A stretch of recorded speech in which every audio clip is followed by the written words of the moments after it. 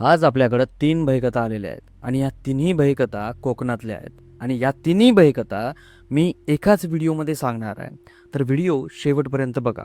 Video मनोरंजक, भीतीदायक आणि खूप मजेशीर होणार आहे. तर सुरुवात करूयात पहिल्या घटनेपासून. एक सयाजी नावाचा मुलगा असतो.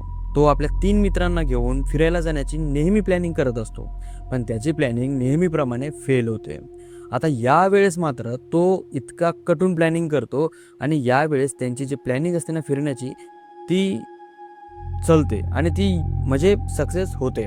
आता यांची प्लॅनिंग होती की आम्ही पूर्ण कोकण फिरणार आणि नंतर घरी येणार.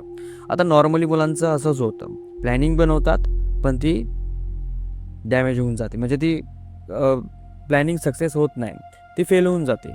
जेच दिवसाजवळ यायचे की कोणाला ना कोणाला काहीतरी प्रॉब्लेम येते आणि ते बिचारे फिरायला जायच्या अगोदरच आपली सगळी प्लॅनिंग तोडून टाकतात. तर सयाजीच्या मित्राचं सुद्धा तसंच होऊ लागलं. तर सयाजीने आणि त्याच्या मित्रांनी ठरवलं की यावेळेस काहीही झालं ना तरी आपण फिरायला जायचं आणि फिरायला असं तसं नाही जायचं, गेलं की अख्खं कोकण पाहून वापस यायचं. तर सेम त्या प्रकारे हे चौघही जण निघले आणि यांनी जसा विचार केला सेम त्या प्रकारे सगळं काही फिरत फिरत येऊ लागले.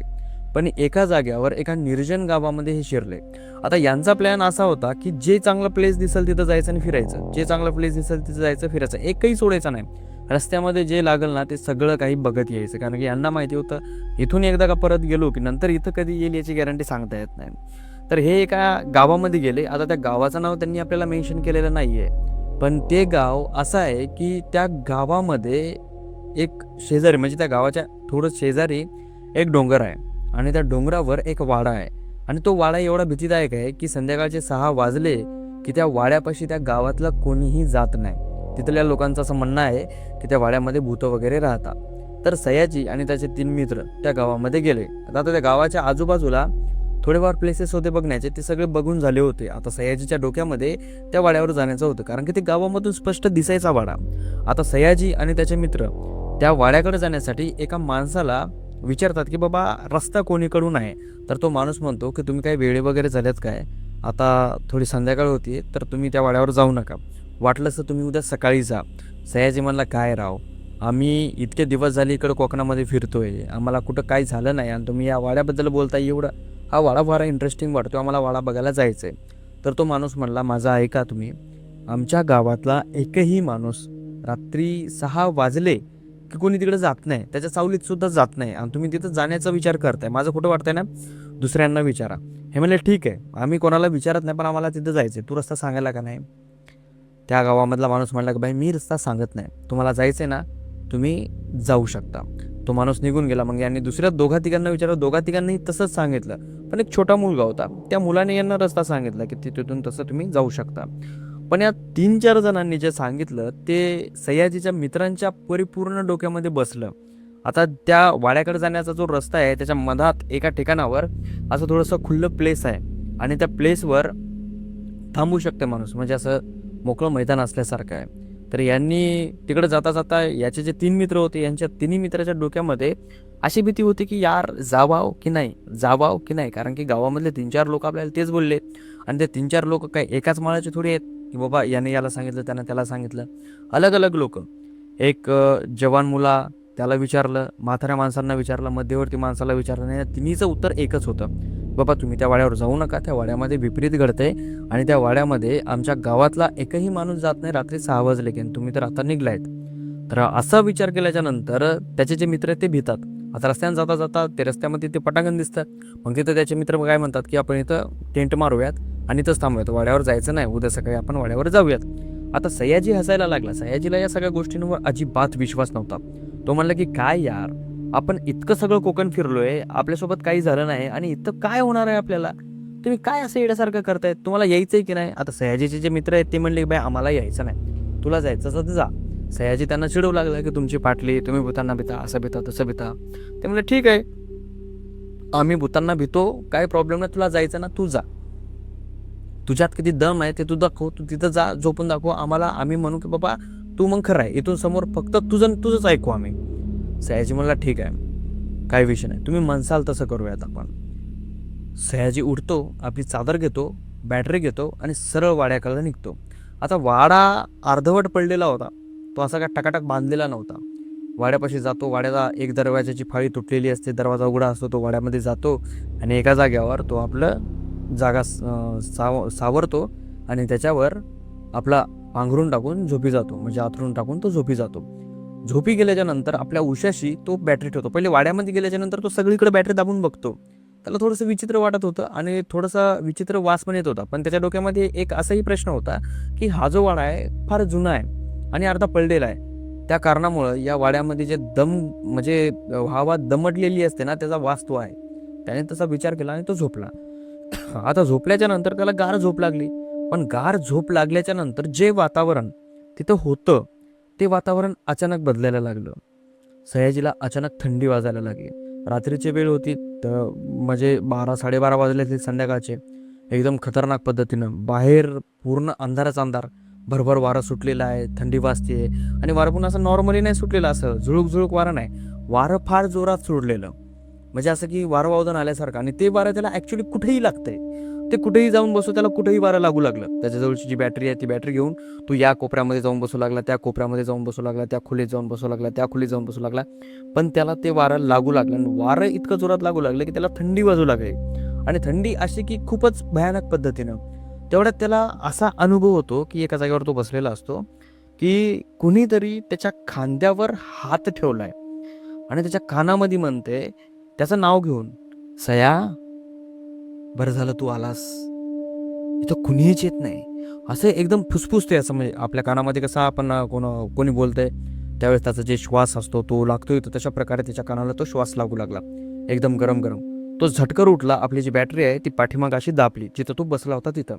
आता तिथं तो दाबल्याच्या नंतर तिथं एक कुबडी म्हातारी होती, एकदम इतकी वाळली की तिला असं सरळ उभं राहता येत नव्हतं, एवढी ती कुबडी म्हातारी होती. लुगडं वगैरे होतं अंगावर, पूर्ण केस मोकळे सुटलेले होते, पांढरे शुभ्र केस होते तिच्या अंगावर. ते लुगडं, जुन्या बाया चोळ्या घालायच्या बघा, मी माणसं म्हणतोय सॉरी, जुन्या बाया चोळ्या घालायच्या, तुम्हाला माहिती असेल. इथं असे गाठ मारायच्या आणि असं ब्लाऊज सारखं असायचं.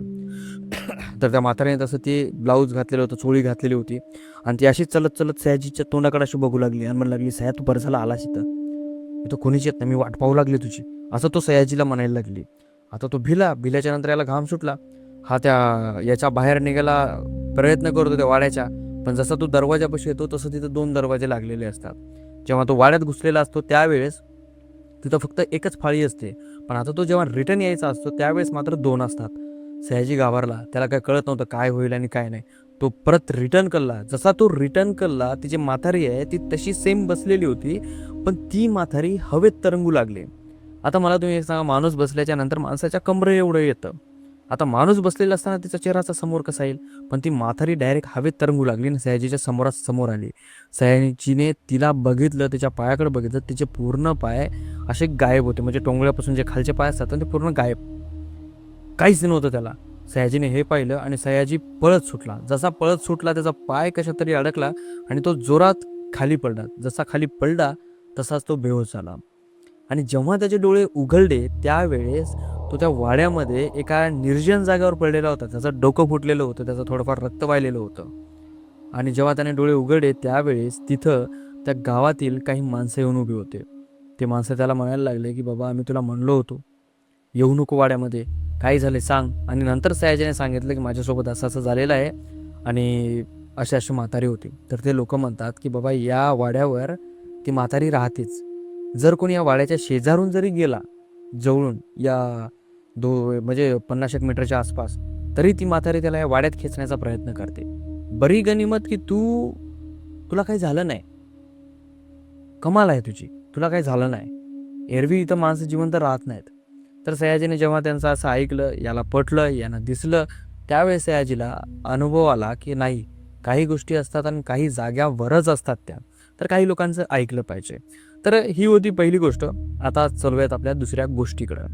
आता ही जी घटना आहे, ही घटना कोकणामध्ये राहणाऱ्या माणसानेच आपल्याला शेअर केलेली आहे आणि त्याच्यासोबत त्याच्याच गावापाशी झालेली आहे. बघा, 2 गावं होते आणि हा जो माणूस आहे या माणसाचं नाव सुभाष होतं आणि सुभाष एका गावामधून दुसऱ्या गावामध्ये कामाला जायचा. म्हणजे तो एका मोठ्या माणसाच्या कामाला होता, मुनीम म्हणून. तर तो ज्या रस्त्यानं जायचा त्या रस्त्यामध्ये काही मीटर, म्हणजे 200 ते 300 मीटर रस्ता असा होता ज्या रस्त्यामध्ये लोक म्हणायचे की चकवा राहतो, तिथं जर कोणी थांबलं तर त्याचा ॲक्सिडेंट नक्की होतो. आणि लोक जसे म्हणायचे तसं कित्येक वाहनांचा ॲक्सिडेंट झालेला होता. आणि तो जो रस्ता होता तो रस्ता मेन रस्ता होता, म्हणजे हायवे होता. जो मेन रस्ता असतो ना त्या प्रकारचा तो हायवे होता. आणि जे सुभाषचं गाव होतं ते रस्त्याच्या या साईडला होतं, आणि जिथं तो काम करायचा ते गाव या साईडला होतं. तर सुभाषला या गावावरून या रस्त्यावर यावं लागायचं, या रस्त्यावर काही मीटर चालावं लागायचं, आणि इकडून परत दुसऱ्या गावाच्या रस्त्याकडे त्याला वळावं लागायचं. जे मधातला रस्ता होता ना या रस्त्यावर तो धोका होता.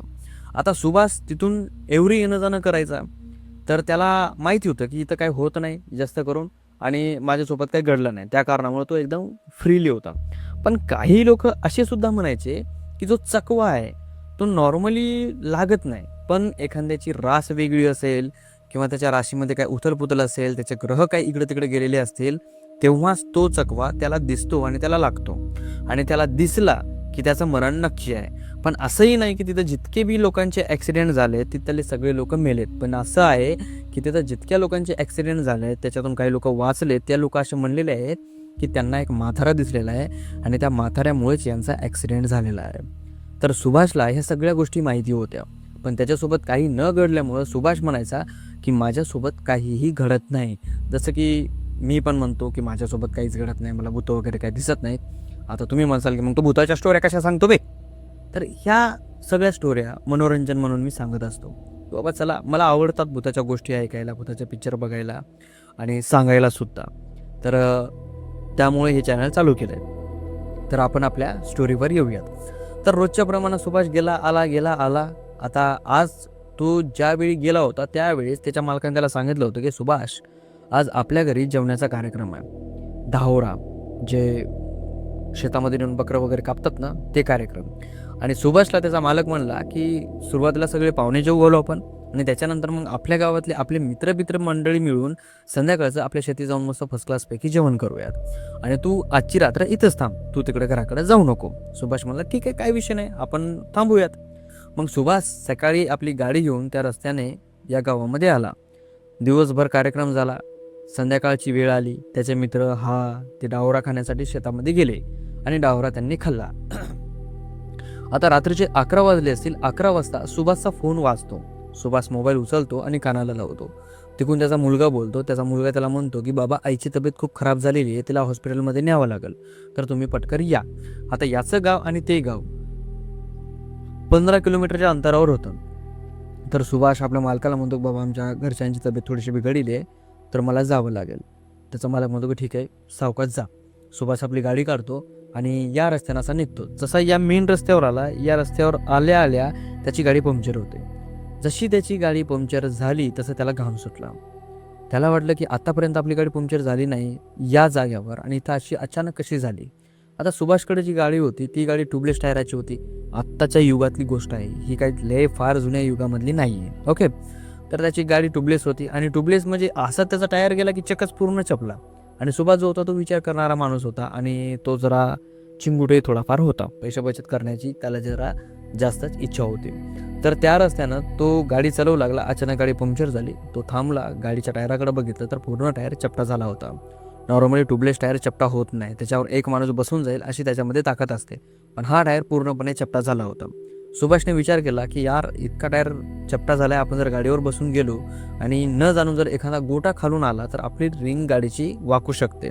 त्या कारणामुळे सुभाषने निर्णय केला की आपण गाडीला ढकलत नेऊयात. जसा जसा तो ढकलत नेऊ लागला तसं तसं त्याच्या अंगाला घाम येऊ लागला, आणि जसा त्याच्या अंगाला घाम येऊ लागला तसं त्याला थंडी वाजू लागली. त्याला विचित्र प्रकारचे असं कांटाळ्या बसल्यासारख्या वाटू लागल्या. कांटाळ्या म्हणजे आपल्याला कांटाळी नॉर्मल कशी बसते, ट्वी एका कानात बसते किंवा इकडच्या कानात, दोन्ही कानात बसल्याच्या नंतर बसते. सुभाषला अशी अलगच, म्हणजे तुम्हाला कसं सांगू मी, याचं भर भर भर असं वेव असतात ना, वेव, तशा प्रकारच्या वेव त्याच्या कानाला ऐकू येऊ लागल्या. पण त्याला कळत नव्हतं की ह्याचं व्हायलंय काय. आता याच्यामध्ये सुभाषने एक चुकी केली होती. त्यानं डावरा खाल्ला होता, मटण खाल्लं होतं, आणि मटण खाऊन तो अर्ध्या रात्री निघाला होता. असं लोक म्हणतात की मटण खाऊन जर तुम्ही निघालात तर तुम्हाला भूत लागण्याची शक्यता खूप जास्त असते. तर सुभाषसोबत सुद्धा असंच घडलं. सुभाष तिथून पैदल चालतोय, आणि पैदल चालता चालता त्याला एक पाऊल वाट दिसते. तर तो त्या पाऊल वाटेने निघतो. त्याला वाटतं की भाई हा आपल्या गावाकडचा रस्ता आहे, जवळपास त्याच पद्धतीचा त्याचा रस्ता होता. पण त्याला समजलं नाही की मी पाऊल वाटेने जातोय का माझ्या गावाकडच्या रस्त्यानं जातोय. आणि काही वेळ समोर गेल्याच्या नंतर सुभाष दमला, खाली एका गोट्यावर बसला, गाडी उभी केली आणि तो इकडे तिकडे पाहू लागला. तर त्याला दूरदूरपर्यंत काही दिसत नव्हतं, सगळीकडे झाडं झुडपं दिसायचे. तो एकदम कन्फ्यूज झाला आणि त्याला वाटायला लागलं की यार आपण 100% आपला रस्ता चुकलोय. तो आपल्या खिशातला मोबाईल बाहेर काढतो, फोन लावायचा प्रयत्न करतो. तो मोबाईलला नेटवर्कही नव्हतं, पूर्णपणे नेटवर्क गेलेलं होतं. तो पूर्णपणे कन्फ्यूज होता. तो शांतपणे बसला होता. तो विचार करू लागला की आता नेमकं करू तरी काय मी. तेवढ्यात त्याच्या कानावर एक आवाज येतो काठीचा. एखादा माणूस रोडवर काठी असं टेकवत टेकवत कसं चालतं त्याचा आवाज येतो, असं बुक बुक बुक असा तशा प्रकारचा याच्या कानावर आवाज येतो. हा इकडे तिकडे बघतो तर त्याला दूर एक म्हातारा त्याच्याकडे यायलेला दिसतो. आता तो जो म्हातारा आहे तो सुभाषपाशी येऊन सुभाषला बोलत नाही, तो सुभाषच्या समोरून असा चलत जातो. हा सुभाष त्याच्याकडे बघतो आणि उठतो आणि उठल्याच्या नंतर त्याला म्हणतो की रे बापू, अरे कुठं चालला रे तू. तो एकदम शांतपणे उभा राहतो, मागं वळून वगैरे काही बघत नाही. तो एका जागेवर उभा राहतो. हा म्हणतो की अरे मी जरा रस्ता हुकल्यासारखा वाटतोय मला, जरा सांगशील का मी आता सध्या कोण्या ठिकाणावर आहे. तर तो जो म्हातारा आहे तो पाठीमागं वळतो, सुभाषकडे बघतो आणि हसतो आणि म्हणतो की हां, तू रस्ता चुकलाय, आता तू माझ्यासोबत चाल, मी तुला शुक्राच्या चांदणीपाशी घेऊन जातो, तुला चाल माझ्यासोबत. हसतो आणि समोर निघतो. आता सुभाषला त्याचं बोलणं कळलं नाही, पण त्या सुभाषला असं वाटलं की हा मला रस्ता दाखवतोय. सुभाष आपली गाडी घेतो आणि त्याच्या पाठीमागे चालायला लागतो. थोडा वेळ चालल्याच्या नंतर सुभाषला असं जाणवतं की आपण ज्या जागेवर आहे ॲक्च्युली त्याच जागेवर आपण गोल गोल गोल गोल फिरतोय. म्हणजे तो गेले अर्धा घंटा झाले तो फिरतोय आणि त्या अर्ध्या घंट्यामध्ये त्याला तेच झाडं दिसत आहेत, तेच रस्ता दिसत आहे, तेच गोटे दिसत आहेत आणि तसंच सगळं प्लेस दिसतंय. मग सुभाष त्याला कदरून म्हणतो की रे बापू, आपण किती वेळात पोहोचणार आहेत. तो म्हणतो की बस 5 मिनिटात पोहोचणार आहे आपण, चालतो मागं. हा म्हणतो की नाही नाही नाही, तू थांब. अरे मी मगापासून बघतो या इकडे सगळी झाडं दिसत आहेत आणि तीच झाडं दिसत आहेत मला, वारंवार वारंवार तीच झाडं दिसत आहेत. आणि तू म्हणतो की 5 मिनिटात पोहोचूया, 5 मिनिटात पोहोचूया. काय तुझं, तू चालला तरी कुठंच रे बाबा, मला सांग ना. तो म्हणतो तुला ना चाकवा लागलाय. आता तो म्हातारा यालाच म्हणतो तुला ना चाकवा लागलाय. हा एकदमपणे कन्फ्यूज होतो. आता कन्फ्यूज झाल्याच्या नंतर याच्या डोक्यामध्ये प्रकाश पडतो. कहाण्या आठवतात पाठीमागच्या, जे गावकरी बोलायचे त्या सगळ्या गोष्टी आठवतात. मग याचं लक्ष त्याच्या पायाकडे जातं. जसं पायाकडे जातं याचं पायाखालची जमीन सरकते. हा पूर्णपणे घायाळ होतो, म्हणजे याचे पूर्ण शरीर गळून जातं. याला असं कळतं की भाई मी ज्याच्यासोबत जाऊ लागलो तो ॲक्च्युली एक चकवाच आहे. कारण की त्याचे जे पाय होते ते जमिनीला टेकलेले नव्हते, ते अधर वर होते आणि त्याचे पाय उलटे होते. आणि तो याच्याकडे बघून हसू लागला. आता हे पाहिल्याच्या नंतर तो गाडी सुभाष तिथं सोडतो आणि मागच्या दिशेने जोरात पळतो. जसा जोरात पळतो तसं सुभाषला काय कळत नाही, अशी अंधारी आल्यासारखी येते आणि सुभाष खाली पडतो. खाली पडल्याच्या नंतर त्याला काही वेळाच्या नंतर जाग येते आणि जाग आल्याच्या नंतर तो उठतो, उभा राहतो. तर त्याची जे पॅन्ट असते ती पूर्णपणे ओली झालेली असते. ॲक्च्युली सुभाषने त्याच्या पॅन्टीमध्येच बाथरूम केलेली असते. आणि काही लोक असेही म्हणतात की बाथरूम केल्याच्या नंतर जो चकवा आहे तो सोडतो माणसाला. आणि कदाचित सुभाषसोबतही तसंच झालं असेल. तो ज्यावेळेस उठतो त्यावेळेस तो मेन रोडच्या काठावर असलेल्या एका विहिरीच्या काठावर होता. आणि ती विहीर जी होती ती फार खोल होती. म्हणजे ती विहीर खोदलेली होती आणि त्याच्यानंतर त्या विहिरीच्या साईडलाच खदान खोदलेली होती. त्या खदानीमध्ये अर्धी विहीर तुटलेली होती. जर हा त्या विहिरीमध्ये पडला असता तर तो सरळ खदानीमध्ये गेला असता आणि तिथंच तो ठार झाला असता. ॲक्च्युली त्या खदानीमध्ये बरेच लोक मेलेले असतात. सुभाष आपल्याकडे बघतो, तो घाईवरतो. संध्याकाळचे 1-1:30 वाजलेला असतो. त्याचा खिशातून मोबाईल काढतो, बघतो तो मोबाईलवर मिस कॉल पडलेले 10-15. सुभाषची गाडी त्याच्याजवळ आणि सुभाष त्या ठिकाणाहून दुसऱ्या ठिकाणावर आलेला असतो. त्याच्या घरचे त्याला बघायलेले असतात, इकडं तिकडं इकडं तिकडं. जेव्हा हा त्यांना फोन लावतो तेव्हा त्याचा मुलगा म्हणतो की बाबा कुठं आहेत तुम्ही. हा म्हणला की मी या जागेवर या मला नेण्यासाठी. त्याचा मुलगा जातो, त्याला घेतो, घराकडे नेतो आणि घराकडे नेल्याच्या नंतर त्याला सविस्तर विचारण्यात येते की तुमच्यासोबत नेमकं झालं काय होतं. त्यावेळेस तो सांगतो की मला चकवा लागला होता. आता जेव्हा याने ज्या गोष्टी त्या गावकऱ्यांना सांगितल्या त्यावेळेस गावकऱ्यांना 100% विश्वास बसला की भाई हा माणूस जर बोलत असेल ना 100% असलं काहीतरी कारण असू शकतंय. तर ही होती दुसरी स्टोरी. आता वळूयात तिसऱ्या स्टोरीकडं.